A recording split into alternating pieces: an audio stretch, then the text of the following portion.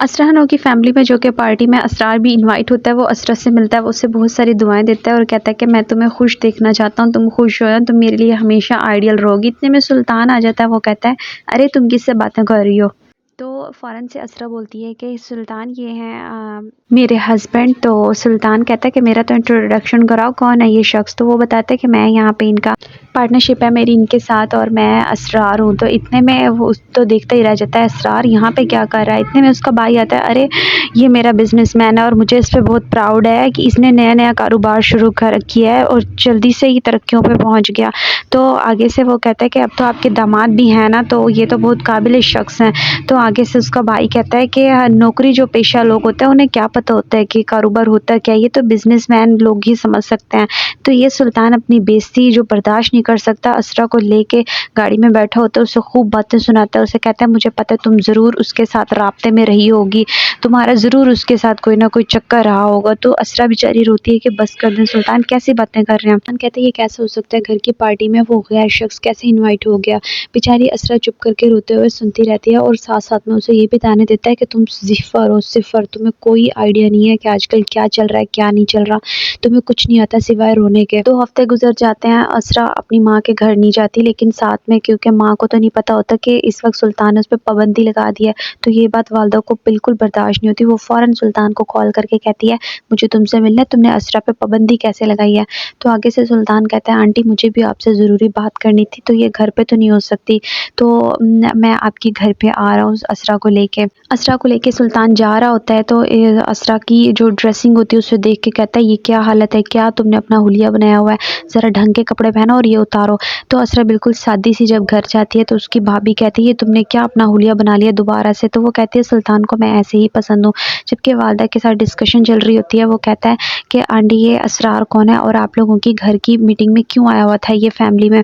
تو آگے سے فوراً اس کی والدہ کہتی ہے تم یہ باتیں چھوڑو، تم یہ بتاؤ علینا کون ہے اور تم اس رات اس لڑکی کے ساتھ کر کے آ رہے تھے؟ پھر بھابھی اسرا کو مزید سمجھاتی ہے کہ اپنے آپ کو اس طرح سے اسپیس میں نہ ڈالو، اپنے آپ کو متوجہ کرو ذرا۔ علینا کا نام سنتے ہی سلطان کے پیروں کے تلے سے زمین نکل جاتی ہے، چپ کر کے بیٹھ جاتا ہے۔ وہ کہتا ہے یہ دیکھو، اس کی والدہ کہتی ہے میرے پاس تصویر ہے، تم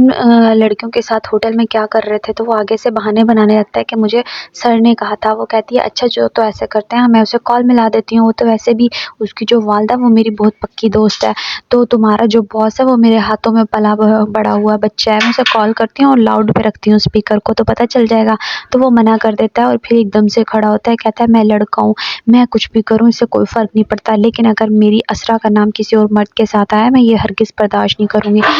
والدہ کو اس بات پہ غصہ آتا ہے، وہ کہتی ہے بس کر دو، تمہاری یہ بکواس میں نہیں سنوں گی، اور تم یہ بات کان کھول کے سن لو، ہم خاندانی لوگ ہیں، خاندانی لوگوں میں ایسا نہیں ہوتا، اور ہم لوگ اس طرح کے لوگ نہیں ہیں کہ اپنی بیٹیوں کو پیش کریں پرائے مردوں کے، تمہیں اگر سونپا ہے تو اس کا خیال کرو، اگر تم ایسا نہیں کر سکے تو نتیجہ تمہیں بھگتنا پڑے گا، اور تم یہ نہ سمجھنا میری بیٹی لاوارث ہے۔ امید کرتی ہوں تو میری یہ بات سمجھ گئے ہوگے۔ تو اگلے دن وہ اپنے بیٹے کو بتاتی ہے ساری ڈسکشن کو کہ اس طرح سے میری سلطان کے ساتھ بات ہوئی تھی، اگر سلطان پھر بھی نہ مانے تو تم لوگوں کا جو دل چاہے تم لوگ اقدام اٹھا سکتے ہو۔ بھائی کو تو ویسے ہی بہت غصہ آتا ہے، وہ کہتا ہے میں اپنی بہن کی پسند کے آگے مجبور ہو گیا تھا، ورنہ اس جیسے شخص کا تو میں وہ حال کرتا ساری عمر یہ بھگتتا۔ دوسری طرف سلطان کی اتنی بےزتی اپنے آپ سے برداشت نہیں ہو رہی تھی کہ یہ پہلی خاتون ہے جس نے اس کی اتنی انسلٹ کیا ہے۔ تو اتنے میں صوبیہ کا میسیج آ جاتا ہے، وہ کہتی ہے سلطان کدھر ہو تم، آج کل کوئی رابطے میں نہیں ہو۔ سلطان کی جو پلاننگ ہے وہ کچھ اور ہی ہے، وہ بدلہ لینا چاہتا ہے سب کے ساتھ، اور ساتھ میں خاص طور پہ اسرا کی والدہ کے ساتھ۔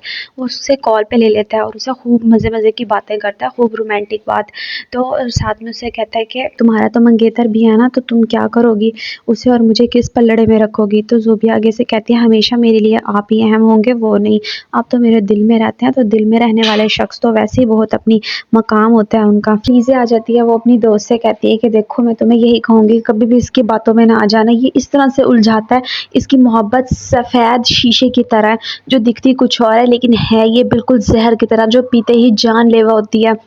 تو آگے سے زوبیہ کہتی ہے پریشان نہیں ہو آپ، دیکھیں میں جانتی ہوں، اور ہمارے ساتھ تو نوفل بھائی ہے نا، تو نوفل بھائی کے ہوتے ہوئے مجھے کسی بات کا ڈر نہیں ہے، اور میں نے تو اپنے منگیتر سے اجازت لی ہوئی ہے اس بات کی۔ اسرا سلطان کی والدہ کے ساتھ مووی دیکھنے کے بعد جب روم میں جاتی ہے تو دیکھتی ہے سلطان سو رہا ہوتا ہے، وہ ایک دم سے کہتا ہے نہیں میں سو نہیں رہا، میں جاگ رہا ہوں، تو میرا آج دل کر رہا ہے کہ تم سے پیار بھری باتیں کروں، تمہارے ساتھ ٹائم اسپینڈ کروں، ایسا کرو چائے بنا کے لے کر آؤ، آج مجھے کافی نہیں پینی، آج مجھے تمہارے ہاتھ کی چائے پینی ہے۔ سلطان اپنی کامیابی کے قصے سنا رہا ہوتا ہے کہ اس کا باس اس کے لیے بہت سارے گفٹس اسی کے روم میں لے کر آیا تھا، اور ساتھ میں کانگریچولیشنز کہا، سب نے بہت ہی پراؤڈ فیل کیا۔ اتنے میں مشل آ جاتی ہے تو مشل کو بتانے لگتے ہیں، تو مشل کہتی ہے اے سلطان کو تو ویسے بہت عادت ہے تعریفیں سننے کی، چلو مجھے تھوڑی سی پتی چاہیے وہ تو دے دو، اگنور کرتے ہوئے سلطان کو چلی جاتی ہے۔ دوسری طرف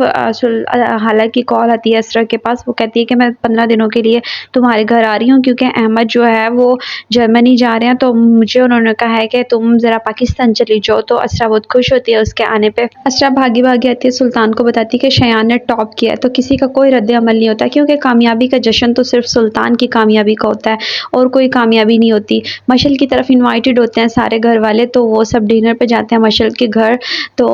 جو سلطان کو بتا رہی ہوتی ہے اسرا، وہ گیم اس طرح سے نہیں کھیل رہا ہوتا، بلکہ جو مشل کا ہسبینڈ ہے وہ اسرا کی بات مان رہا ہوتا ہے، تو جو مشل کا ہسبینڈ ہے وہ جیت جاتا ہے اور سلطان ہار جاتا ہے۔ تو سلطان کہتا ہے کوئی بات نہیں، میں جیتنے والے لوگوں کی قدر کرتا ہوں، اور گھر پہ آتے ہی وہ مشل کی تعریفیں کرنے شروع کر دیتا ہے، کہتا ہے کہ مشل بالکل ویسی ہے جس طرح کی لڑکیاں مجھے پسند ہے، میں نے ابھی ایک تصویر اپلوڈ کیا، فوراً دیکھو مشل کا میسج بھی آ گیا ہے، اور ویسے بھی